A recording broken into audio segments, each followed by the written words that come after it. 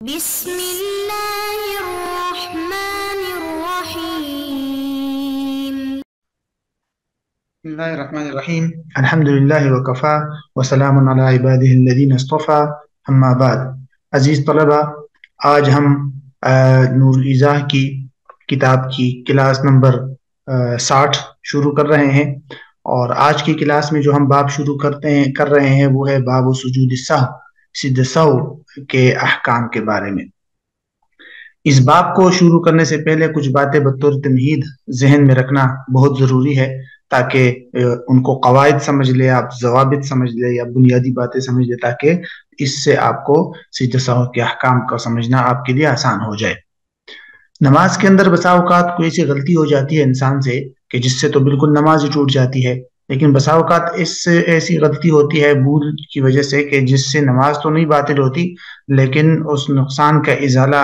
سجدہ سہو کے ذریعے کیا جاتا ہے۔ اور سجدہ سہو کے خاص طریقہ ہے وہ یہی ہے کہ انسان ایک طرف سلام پھیر دے بالکل نماز کے آخر میں، اور ایک طرف سلام پھیرنے کے بعد پھر دو سجدے کر لے اور مکمل تشہد پڑھے دوبارہ، اور پھر اس کے بعد سلام پھیر دے اور نماز مکمل کر لے۔ ایسی کون سی غلطیاں ہیں، وہ ساری تفصیلات بھی آپ کے سامنے آ جائے گی۔ تاہم یہ کچھ باتیں ہیں، تقریباً 5-6 نکات سمجھ لیجیے آج آپ۔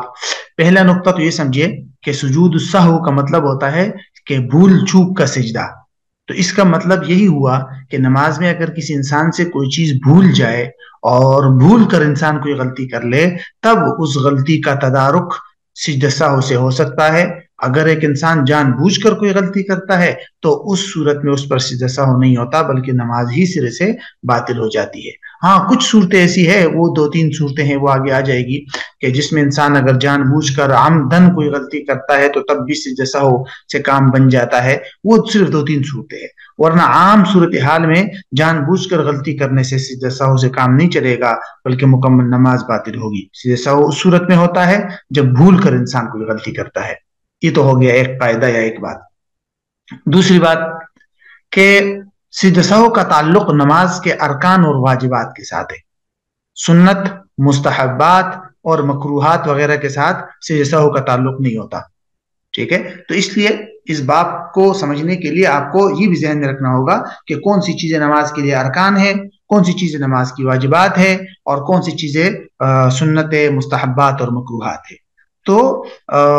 یہ ذہن میں رکھ لیجئے دوسری بات کہ سجدہ سہو کا تعلق نماز کے ارکان یعنی کہ فرائض اور واجبات کے ساتھ ہے، دیگر چیزوں کے ساتھ نہیں ہے۔ تیسرا ضابطہ یہ ذہن میں رکھ لیجئے کہ سجدہ سہو جس غلطی سے انسان پر سجدہ سہو لازم ہوتا ہے وہ ہر نماز کے اندر اگر جو ہے وہ سجدہ سہو لازم ہو سکتا ہے۔ کوئی یہ نہ سمجھے کہ سجدہ سہو کا تعلق صرف فرض نماز کے ساتھ ہے یا واجب نماز کے ساتھ ہے، نہیں۔ اگر آپ نفل پڑھ رہے ہیں، سنتیں پڑھ رہے ہیں، اور آپ نے وہ غلطی کر لی جس غلطی کی وجہ سے انسان پر سجدہ سہو لازم ہوتا ہے، تو آپ نفل اور سنتوں وغیرہ کے اندر بھی آپ پر سجدہ سہو لازم ہوگا، ٹھیک ہے؟ تو سجدہ سہو کا تعلق ہر نماز کے ساتھ ہے، فرض نماز ہو، واجب نماز ہو، سنتیں ہوں یا نفل نماز ہو، جیسی بھی نماز ہو اس میں آپ پر سجدہ سہو لازم ہو سکتا ہے۔ اچھا جی، چوتھا ضابطہ ہے، چوتھی بات یہ ہے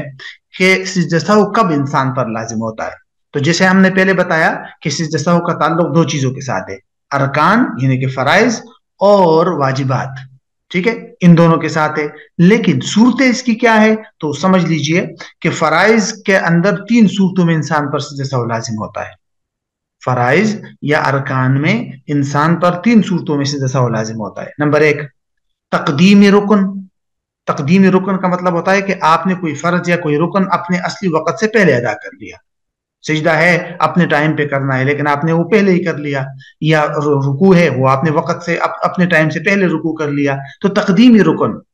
سے سجدہ سہو لازم ہوتا ہے۔ نمبر 2، تاخیری رکن، کہ آپ نے کسی فرض یا رکن کو اپنے اصلی وقت سے مؤخر کر دیا، تاخیر کر دیا آپ نے اس میں، صحیح ہے؟ تو جیسے سجدہ ہے، اب سجدہ آپ نے پہلی رکعت کا سجدہ آپ بھول گئے، آپ نے صرف ایک سجدہ کیا اور وہ سجدہ آپ نے پھر نماز کے آخر میں اس کی قضا کر لی، تو اس کو کہتے ہیں تاخیری رکن۔ اس صورت میں بھی سجدہ سہو لازم ہوتا ہے۔ اور تیسری چیز ہے تکرار رکن۔ تکرار رکن کا مطلب ہوتا ہے کہ ایک رکن کو آپ مکرر 2 بار 3 بار کر لیں تو بھی آپ پر کیا ہو جائے گا، سجدہ سہو لازم ہو جائے گا۔ جیسے آپ نے ایک کے بجائے 2 رکوع کر لیے، ٹھیک ہے، تو یہ ہے، یہ تین صورتیں تو فرائض اور ارکان کے ساتھ تعلق رکھتی ہے۔ نمبر دو، واجبات کے اندر کب انسان پر سجدہ سہو لازم ہوتا ہے؟ تو واجبات میں اس کی تقریباً 5 صورتیں بنتی ہے۔ نمبر ایک، ترک واجب، کہ آپ نے کوئی واجب جو ہے وہ غلطی سے اور بھول کر چھوڑ دیا، تو واجب جب چھوڑتا ہے انسان بھول کر تو اس پر سجدہ سہو لازم ہوتا ہے۔ نمبر دو، تقدیم واجب، کہ کسی واجب کو آپ نے اپنے اصلی وقت اور اپنی اصلی مقام سے پہلے ادا کر لیا تو بھی آپ پر سجدہ سہو لازم ہو جائے گا۔ نمبر تین، تاخیری واجب، تاخیری واجب کا مطلب ہے کہ آپ نے واجب کو مؤخر کر دیا اور اپنے اصلی مقام اور اصلی ٹائم سے مؤخر کر کے بعد میں ادا کر لیا آپ نے، جیسے سلام ہے واجب ہے تو آپ نے اس کے اندر تاخیر کر دی، آپ خاموشی سے بیٹھے رہے، کسی سوچوں میں گم رہے تو اور اس کی وجہ سے تاخیر ہو گئی تو سلام میں تاخیر ہو گئی تو سجدہ سہو لازم ہو جائے گا۔ تین ہو گئی، ترک واجب، تقدیمی واجب، تاخیری واجب، اور نمبر چار ہے تبدیلی واجب، کہ آپ نے ایک واجب کو کسی دوسرے واجب کے ساتھ چینج کر لیا اور تبدیل کر لیا، تو ایسی صورت میں بھی آپ پر کیا ہو جائے گا؟ سجدہ سہو لازم ہو جائے گا۔ اور آخری چیز ہے نمبر 5 پہ تکرار واجب، کہ ایک واجب کو آپ مکررن اور تکرار کے ساتھ ادا کریں گے تو بھی آپ پر سجدہ سہو لازم ہو جائے گا۔ تو یہ چوتھا ضابطہ جو تھا یا چوتھی بات جو تھی، اس کا تعلق کس کے ساتھ تھا کہ صورتیں کون سی ہے یا کب انسان پر سجدہ سہو لازم ہوتا ہے۔ اب آتے ہیں ہم پانچویں ضابطے یا پانچویں نقطے کی طرف، وہ یہ ہے کہ امام پر اگر سجدہ سہو لازم ہو گیا تو مقتدی پر بھی لازم ہوگا، اگرچہ مقتدی نے غلطی نہیں کی، امام نے غلطی کی ہے، لیکن مقتدی پر بھی سجدہ سہو لازم ہوگا۔ لیکن اس کا عکس نہیں ہے کہ اگر مقتدی سے غلطی ہو جائے تو پھر مقتدی پر بھی سجدہ سہو نہیں ہے اور امام پر بھی نہیں ہے۔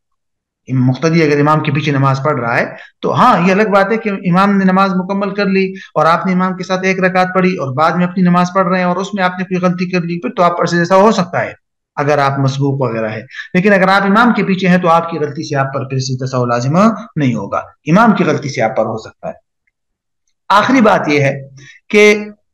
ایسی غلطی جس کی وجہ سے انسان پر سجدہ سہو لازم ہوتا ہے، اگر انسان ایک سے زائد ایسی غلطیاں کر لے تو ان سب کی طرف سے ایک سجدہ سہو کافی ہے۔ ٹھیک ہے، مثال کے طور پر ترک واجب بھی کر لیا آپ نے، تکرار واجب بھی کر لیا، اسی طرح تقدیم رکن کر لیا، تکرار رکن بھی کر لیا، کئی غلطیاں آپ نے کر لی اور ساری غلطیاں ایسی ہیں جن سے ہر ایک سجدہ سہو لازم ہوتا ہے، تو ایک سجدہ سہو آخر میں کر لے آپ، تمام غلطیوں کی طرف سے وہ ایک سجدہ سہو کافی ہو جائے گا۔ تو یہ چند اہم ضابطے تھے اور یا چند اہم باتیں تھی، امید ہے اس سے آپ کو اس باب کو سمجھنے میں آسانی ہو جائے گی۔ اب ہم جو ہے یہ باب شروع کرتے ہیں۔ سب سے پہلے تو لکھا ہے موجب سجود سہو، سجدہ سہو کے سجود سہو کو واجب کرنے والی چیز، یعنی کب انسان پر سجدہ سہو لازم ہوتا ہے، تو انہوں نے یہاں صرف ایک اہم نقطے کی طرف اشارہ کیا ہے۔ فرماتے ہیں تجب السجدتان بتشہد وتسلیم لترک واجب سہوا وان تکررا، کہتے ہیں دو سجدے انسان پر واجب ہوتے ہیں اور تشہد اور سلام کے ساتھ بھی، سجدہ سہو یہی ہے نا کہ دو سجدے پھر اس کے بعد تشہد پھر سلام، لیکن یہ کب ہوتے ہیں؟ لترک واجب، کسی واجب کو چھوڑنے کی وجہ سے، سہون بھول کر، وان تکررا اگرچہ بار بار یہ غلطی ہو جائے، اگر آپ نے واجب کو کئی مرتبہ چھوڑا ہے تو بھی آپ پر سجدہ سہو جو ہے وہ لازم ہو جائے گا ایک۔ تو سجدہ سہو کا مکمل طریقہ انشاءاللہ آگے آ جائے گا، لیکن یہاں سے ایک نقطے کی طرف انہوں نے اشارہ کر دیا۔ لیکن اگر کسی نے واجب کو جان بوجھ کر چھوڑ دیا، جیسے میں نے آپ کو پہلے قاعدے کے اندر ہی بتایا تھا، تو اس صورت میں اس کی نماز باطل ہو جاتی ہے۔ ہاں البتہ کچھ صورتیں ایسی ہے، 2 3 4 کہ جن میں انسان پر جان بوجھ کر اور عمدن غلطی کرنے کی وجہ سے بھی سجدہ سہو لازم ہوتا ہے اور انسان پر جو ہے وہ نماز اس کی باطل نہیں ہوتی۔ ذرا اس کو دیکھیے، یہاں فرماتے ہیں ترک الواجب عمدن، جان بوجھ کر واجب چھوڑنا،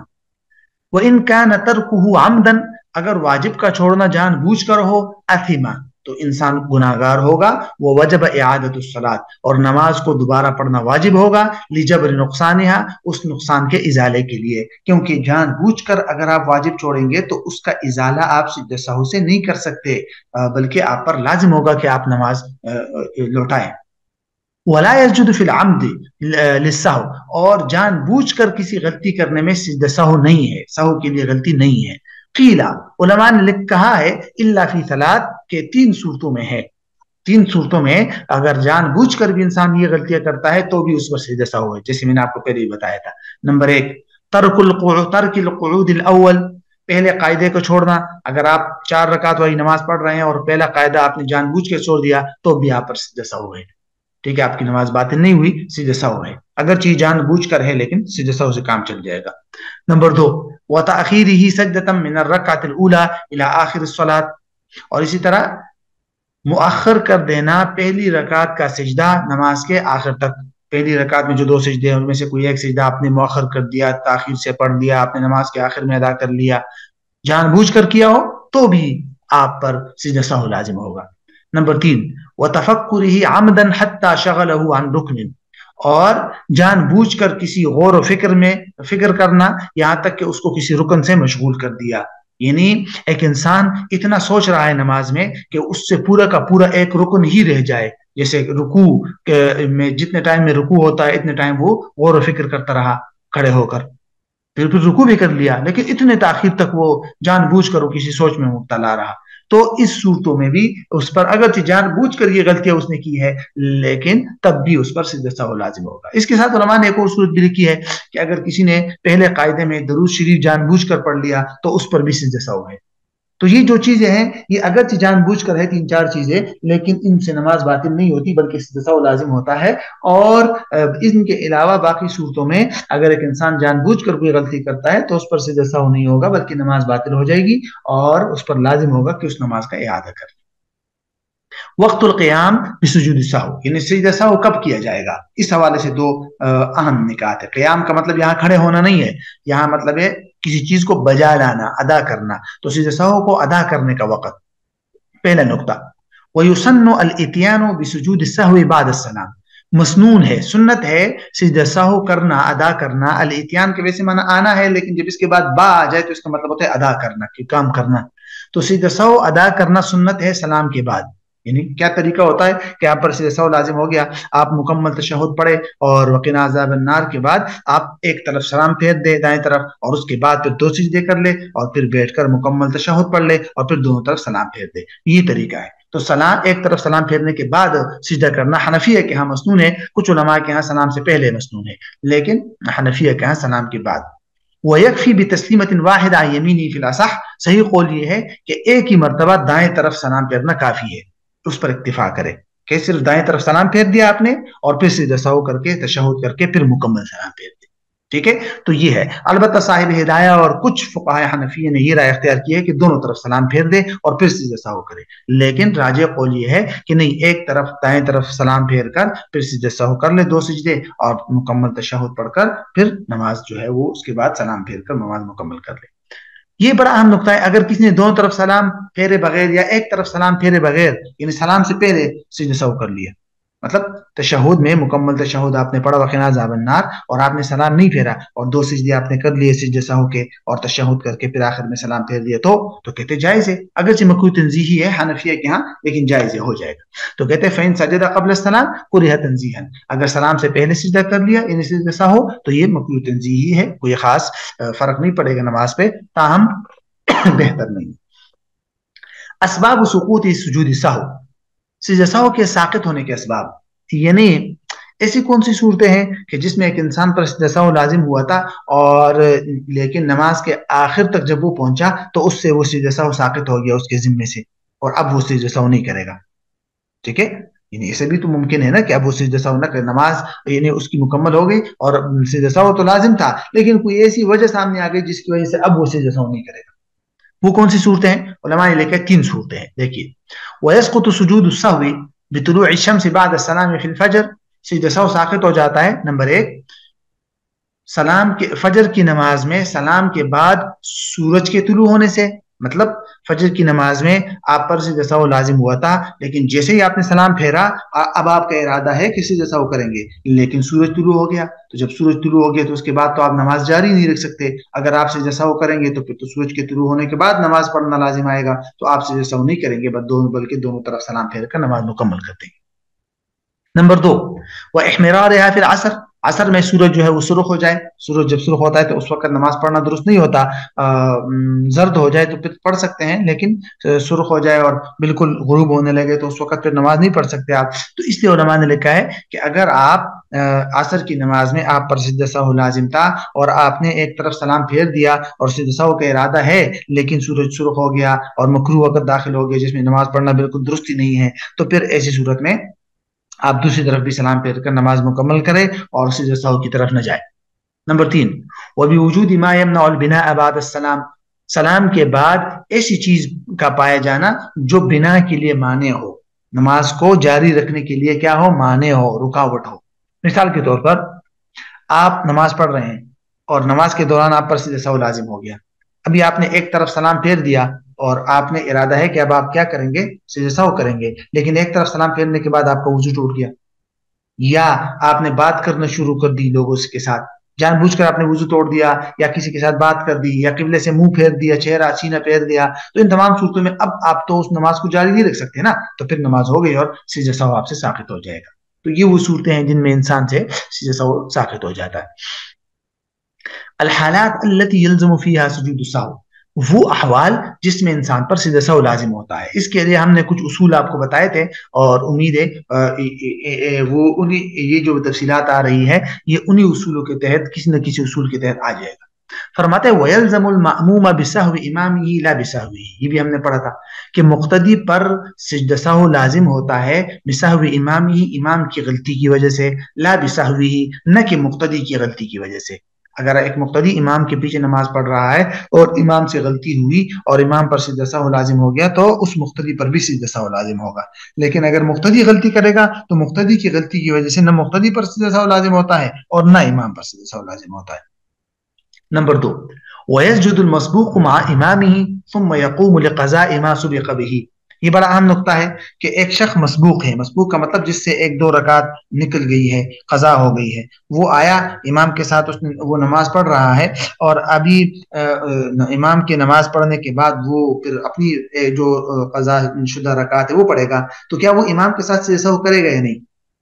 سوال ہے نا، نماز سلام کے آخر میں جب امام سے سہو کرے گا تو یہ تو سلام نہیں پھیرے گا نا، یہ تو اٹھے گا اپنی رکعت پڑھے گا، تو کیا یہ امام کے ساتھ سہو کرے گا؟ تو کہتے ہیں بالکل کرے گا، امام کے ساتھ سہو کرے اور جب امام مکمل نماز سے فارغ ہو جائے تو تب یہ اٹھ کر اپنی باقی رکعت مکمل کرے۔ تو کہتے ہیں وَيَسْجُدُ الْمَسْبُوقُ مَعَ إِمَامِهِ، مسبوق اپنے امام کے ساتھ سجدہ سہو کرے گا، ثُمَّ يَقُومُ لِقَضَاءِ مَا سُبِقَ بِهِ، اور پھر جو ہے مسبوق کھڑا ہو جائے گا اس نماز کی قضا کے لیے جو اس سے سبقت کر گئی ہے یا جو اس سے قضا ہو گئی ہے، ان کی قضا کے لیے پھر کھڑا ہو جائے گا۔ نمبر 3، وَلَوْ سَهَا الْمَسْبُوقُ فِي مَا يَقْضِهِ سَجَدَ لَهُ أَيْضًا لَلَّاحِقُ، یہ بات بھی ہم نے پڑھی تھی کہ مسبوق جس سے ایک دو رکعت نکل گئی تھی، امام کے فارغ ہونے کے بعد جب یہ مسبوق اپنی رکعت پڑھے گا الگ اکیلے تنہا اور اس میں اس سے غلطی ہو گئی جس سے سجدہ سہو لازم ہوتا ہے، تو اس پر سجدہ سہو لازم ہوگا، کیونکہ اب یہ مقتدی نہیں ہے، اب تو امام کے پیچھے نہیں ہے نا، اب اکیلا ہے، ساری نماز اس کی طرف منتقل ہو گئی ذمہ داری، تو اب یہ کرے گا۔ ہاں لاحق جو ہے وہ نہیں کرے گا، لاحق کا مطلب یہ ہوتا ہے کہ وہ شخص جو امام کے ساتھ شریک ہو جائے، پھر درمیان میں اس کو کوئی حدث وغیرہ لاحق ہو جائے، چلا جائے، پھر آ جائے اور امام کے ساتھ آخر میں پھر شریک ہو جائے، تو اس کو کہتے ہیں یعنی اسی نماز کو جاری رکھے۔ تو پھر ایسا شخص جب بعد میں نماز پڑھے گا لاحق، تو وہ اگر اس طرح غلطی کرے گا، لاحق کو علماء نے اکثر احکام میں مقتدی کی طرح رکھا ہے، تبھی تو وہ قرات وغیرہ بھی نہیں کرتا، تو اس لیے اور یہ صورت ہمارے ہاں بہت کم پیش آتی ہے۔ تو کہتے ہیں وَلَوْ سَهَا الْمَسْبُوقُ فِي مَا يَقْضِي، اگر مسبوق بھول جائے ان نمازوں میں جو وہ ان رکعات میں جو وہ قضا کر رہا ہے تو اس کے لیے بھی اسے سجدہ سہو کرے گا، لیکن لاحق نہیں کرے گا۔ وَلَا يَأْتِي الْإِمَامُ بِسُجُودِ السَّهْوِ فِي الْجُمْعَةِ وَالْعِيدَيْنِ، امام جو ہے جمعہ اور عیدین کی نمازوں میں سجدہ سہو نہ کرے۔ یہ علماء نے لکھا ہے کہ اس کا مطلب یہ نہیں ہے کہ ضرور نہ کرے، لیکن علماء نے گنجائش دی ہے کہ اگر جمعہ اور عیدین میں بہت زیادہ رش ہے اور امام کی سجدہ سہو کرنے کی وجہ سے لوگوں کو پیچھے غلط فہمی ہو سکتی ہے اور لوگوں کی نماز خراب ہو سکتی ہے، ظاہر سی بات ہے لوگ یہی سمجھیں گے کہ کیا ہو رہا ہے، سلام کے بعد جو ہے اسے سجدہ ہو رہا ہے، تو لوگوں کو غلط فہمی اگر ہو سکتی ہے، لوگوں کی نماز خراب ہو سکتی ہے، تو اس طرح کی صورتحال میں پھر وہ امام جو ہے وہ سجدہ سہو نہ کرے تاکہ لوگ جو ہے وہ غلط فہمی میں مبتلا نہ ہوں۔ یہاں سے آگے انشاءاللہ پھر کچھ اور متفرق احکامات ہے کہ اگر کسی سے پہلا قاعدہ بھول جائے تو کتنی صورتیں ہیں، دوسرا قاعدہ اگر کوئی بھول گیا تو پھر کتنی صورتیں ہیں، اور یہاں سے تتمہ کے طور پر بھی کچھ متفرق احکامات ہیں، اور پھر رکعات کی تعداد میں اگر کسی کو شک ہو جائے تو پھر کیا اس کی صورتوں میں سے ایسا ہوا ہے۔ یہ 4-5 عنوانات ہیں، انشاءاللہ ان کو اگلی نشست کے اندر مکمل کریں گے، اور بلکہ یہ شک والی جو مختصر سی فصل ہے یہ بھی ان کے ساتھ مکمل ہو جائے گی۔